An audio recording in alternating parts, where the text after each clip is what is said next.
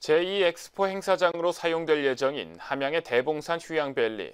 사업 기간만 10년, 투입된 예산은 1,000억 원에 달합니다. 문제는 엑스포 이후인데요. 함양군 1년 예산의 5분의 1 가까운 금액을 쏟아부었지만 연 10억 원 수준의 적자가 예상되기 때문입니다. 대비책이 있을까요? 보도에 양진호 기자입니다. 휴양밸리 운영에 대규모 적자가 예상되면서 고민이 깊었던 함양군.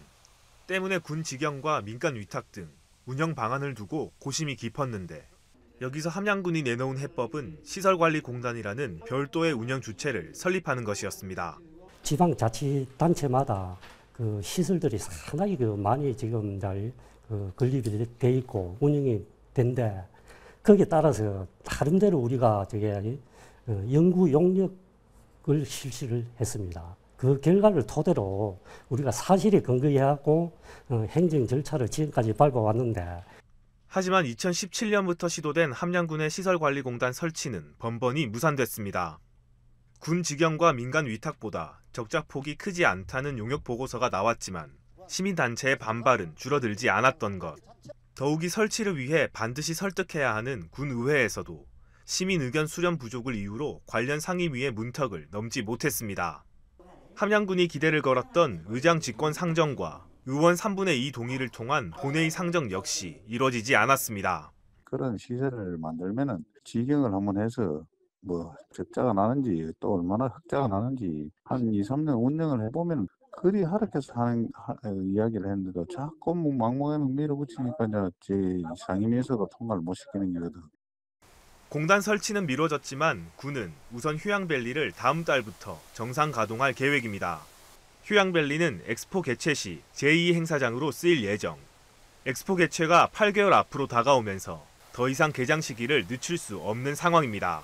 일단 휴양밸리 운영에 투입되는 인력은 시설관리 기술직 공무원을 포함해 모두 41명, 한 해 예산은 약 23억 원으로 잡혔습니다.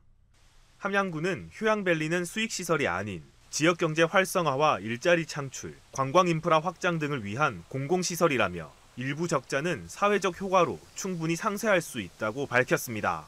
짚라인하고 모노레일이 큰 효자 노릇을 할 것 같아요. 그거보다도 볼거리 짚라인 모노레일 탄 사람들이 와가지고 요것만 타고 가는 게 아니거든요.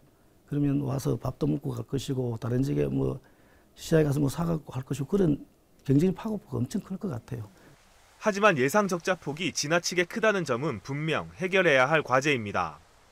함양군이 실시한 연구 용역에 따르면 공단을 설치한다고 해도 한 해 예상되는 적자 폭은 약 10억 원. 적자는 해마다 늘어 오는 2023년에는 14억 원까지 증가합니다. 만약 직영 기간이 길어질 경우 예상 적자는 최초 11억 원에서 17억 원 수준까지 올라갑니다. 엑스포를 통한 홍보 효과로 활로를 찾고 있는 함양군.